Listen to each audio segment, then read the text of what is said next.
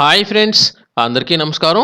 ఈ మధ్య కాలంలో పీఎం కిసాన్ పథకానికి సంబంధించి పేమెంట్ రాలేదని చాలామంది అయితే అడుగుతున్నారు.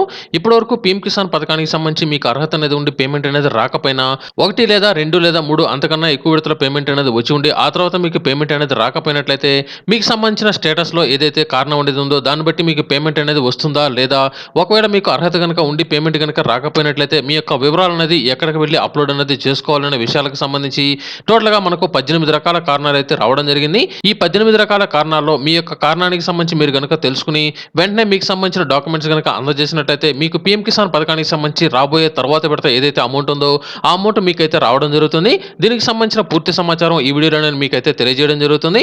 ఆంధ్రప్రదేశ్ ప్రభుత్వం నుంచి వచ్చే ప్రతి పథకానికి సంబంధించి ఎప్పటికప్పుడు లేటెస్ట్ అప్డేట్స్ మీ మొబైల్ ఫోన్కి రావాలి అంటే కింద కనిపిస్తున్న రెడ్ కలర్ సబ్స్క్రైబ్ బటన్ని క్లిక్ చేసి పక్కనే వచ్చిన బెల్ ఐకాన్ క్లిక్ చేయడం ద్వారా మనకు ఆల్ అనే ఒక ఆప్షన్ వస్తుంది. ఈ ఆప్షన్ని యాక్టివేట్ చేసిన వెంటనే వైరల్ వాసు యూట్యూబ్ ఛానల్ నుంచి వచ్చే ప్రతి వీడియో మీ మొబైల్ ఫోన్కి నోటిఫికేషన్లో రావడం జరుగుతుంది. అలాగే దయచేసి ఈ వీడియోను లైక్ చేయండి, అలాగే షేర్ చేయండి. ఇక్కడ మీరు చూసుకున్నట్లయితే పీఎం కిసాన్ పథకానికి సంబంధించి అలాగే రైతు భరోసా పథకాలకు సంబంధించి ఎవరికైతే పేమెంట్ అనేది రాలేదో వారికి సంబంధించి కొన్ని కారణాలు అయితే విడుదల చేయడం జరిగింది. ఇందులో ముందుగా ఇక్కడ మీరు చూసుకున్నట్లయితే ఎర్రర్స్ లేదా రిమార్క్స్ సంబంధించి బెనిఫిషరీ స్టేటస్లో ఆధార్ నాట్ వెరిఫైడ్ కనుక ఉన్నట్లయితే ఆ వ్యక్తికి సంబంధించిన ఆధార్ వివరాలు అనేది తప్పనిసరిగా మరొకసారి ఎంటర్ అనేది చేయాల్సి ఉంటుంది. ఎందుకంటే ఈ మధ్య కాలంలో మీరు ఆధార్ కార్డుకి సంబంధించి ఏదైనా వివరాలు కనుక మార్చి ఉన్నట్లయితే అటువంటి సమయంలో ఈ విధంగా వెరిఫికేషన్ అనేది రావడం జరుగుతుంది. దీనికి సంబంధించి మీరు ఆధార్ నాట్ వెరిఫైడ్ కనుక ఉన్నట్లయితే 2 విధాలుగా మీరు వెరిఫికేషన్ అనేది చేసుకోవచ్చు. మీరు పీఎం కిసాన్కి సంబంధించిన వెబ్సైట్ అనేది ఓపెన్ చేసి ఎడిట్ ఆధార్ ఫెయిల్యూర్ కేసెస్ అనే ఒక ఆప్షన్ వస్తుంది. ఇక్కడ క్లిక్ చేసినట్లయితే మీకు సంబంధించిన ఆధార్ నంబర్ అలాగే క్యాప్చా అనేది ఎంటర్ చేసి సెర్చ్ మీద క్లిక్ చేసినట్లయితే అక్కడ మీకు సంబంధించిన వివరాలు అనేది రావడం జరుగుతుంది. ఆ వివరాల దగ్గర మీకు ఎడిట్ అనే ఆప్షన్ కూడా ఉంటుంది.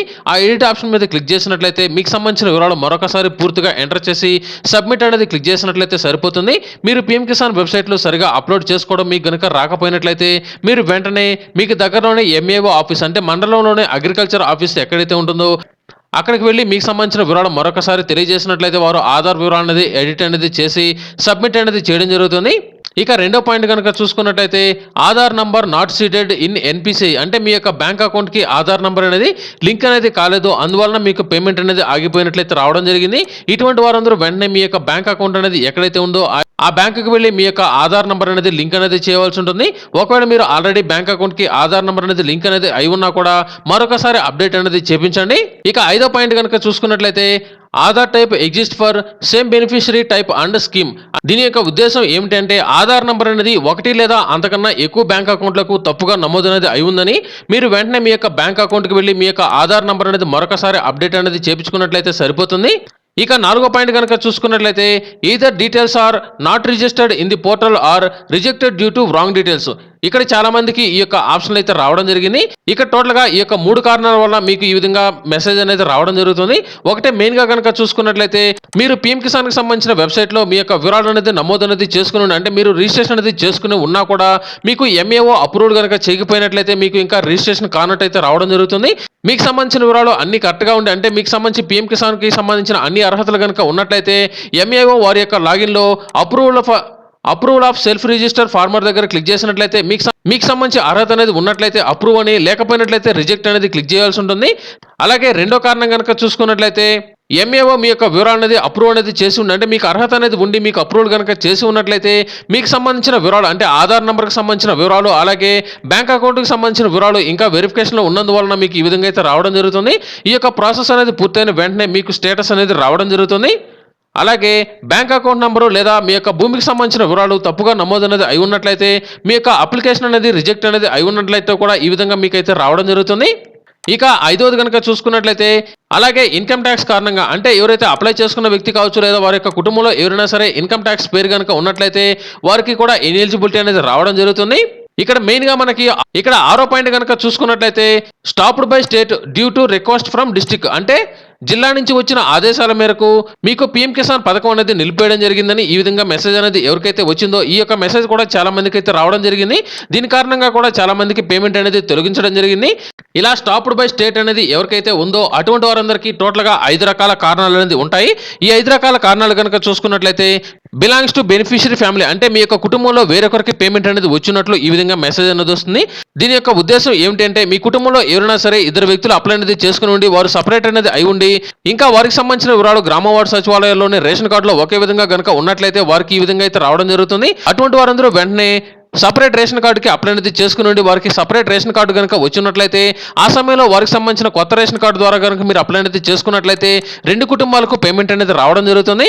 అలాగే ఇందులోనే మరొక రీజన్ కనుక చూసుకున్నట్లయితే కుటుంబంలో ఒకరికే వస్తుంది కాబట్టి ఒకరికి తెలియకుండా ఇద్దరు వ్యక్తులకి ల్యాండ్ అనేది ఉండి ఇద్దరు కనుక రిజిస్ట్రేషన్ కనుక చేసుకుని ఉన్నట్లయితే అటువంటి సమయంలో ఎవరికైతే పేమెంట్ అనేది రావాలంటే ఇద్దరు వ్యక్తులకి అర్హత అనేది ఉంటుంది, పేమెంట్ అనేది వస్తుంది కాబట్టి ఆ ఇద్దరు వ్యక్తుల్లో ఎవరికనేది పేమెంట్ అనేది రావాలనుకుంటున్నారో వారికి సంబంధించి పేమెంట్ అనేది ఎవరికి రావాలనుకుంటున్నారో వారి ద్వారా లెటర్ అనేది తీసుకోవాలని ఈ విధంగా అయితే రావడం జరిగింది.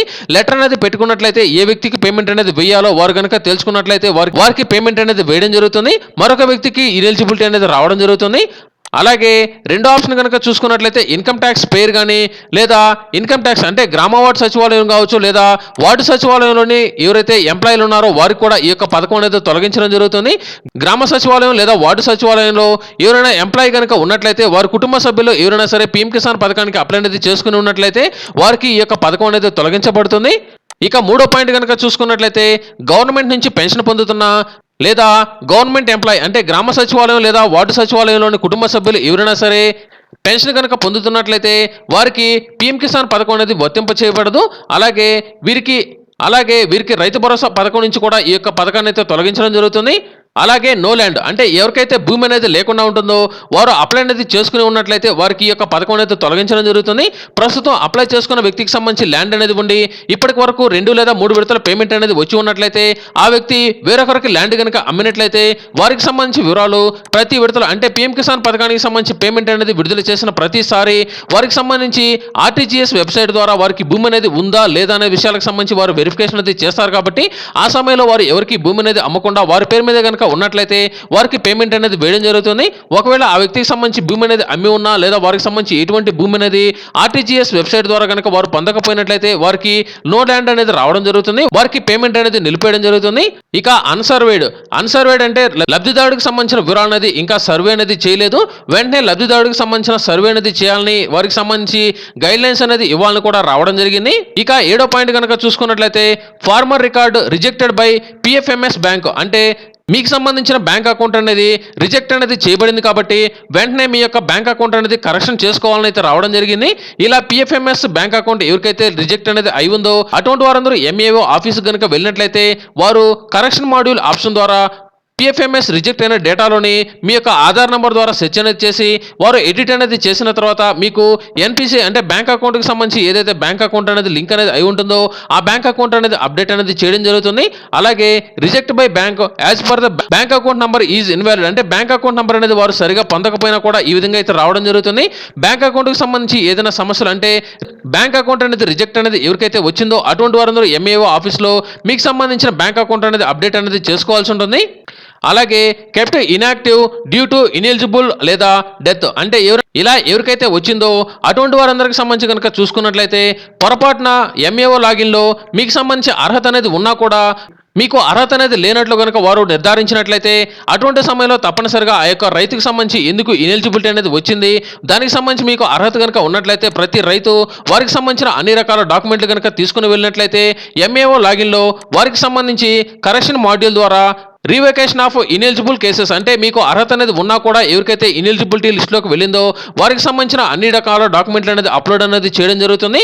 ఇక 10వది కనుక చూసుకున్నట్లయితే amount is credited but the account does not belongs to the beneficiary అంటే రైతుకు సంబంధించిన భూమి యొక్క వివరాలు అలాగే పీఎం కిసాన్ వెబ్సైట్లో రైతుకు సంబంధించిన వివరాలు అన్ని రైతుకు మాత్రమే ఉంటాయి. కానీ పేమెంట్ అనేది అంటే డబ్బులు అనేది వేరొకరి యొక్క బ్యాంక్ ఖాతా కనుక వెళ్తున్నట్లయితే అటువంటి వారందరికి సంబంధించి మీ యొక్క పేమెంట్ మోడ్ అనేది చెక్ చేసుకోవాల్సి ఉంటుంది. అంటే పీఎం కిసాన్ పథకం ద్వారా అంటే ప్రస్తుతం పీఎం కిసాన్ పథకానికి సంబంధించి ఆధార్ నెంబర్ ఆధారంగా మాత్రమే పేమెంట్ అనేది వేస్తున్నారు. కాబట్టి ఇలా ఎవరికైతే సరే ఆధార్ నెంబర్ బేస్ చేసుకుని పేమెంట్ కనుక వేసినట్లయితే ఇక్కడ మనకి 2 విధాలుగా పేమెంట్ అనేది వేయడం జరుగుతుంది. PM Kisan payment mode is Aadhaar, అంటే ఆధార్ కార్డును బేస్ చేసుకొని పేమెంట్ అనేది వేస్తారు. అంటే ఆధార్ నంబర్కి ఏదైతే బ్యాంక్ అకౌంట్ లింక్ అనేది అయి ఉంటుందో ఆ బ్యాంక్ అకౌంట్కి పేమెంట్ అనేది వెళ్తుంది. మరొకటి డైరెక్ట్గా మీ యొక్క బ్యాంక్ అకౌంట్ అలాగే ఐఎఫ్ఎస్సి కోడ్ మీ యొక్క పేరు ఆధారంగా పేమెంట్ అనేది వేయడం జరుగుతుంది.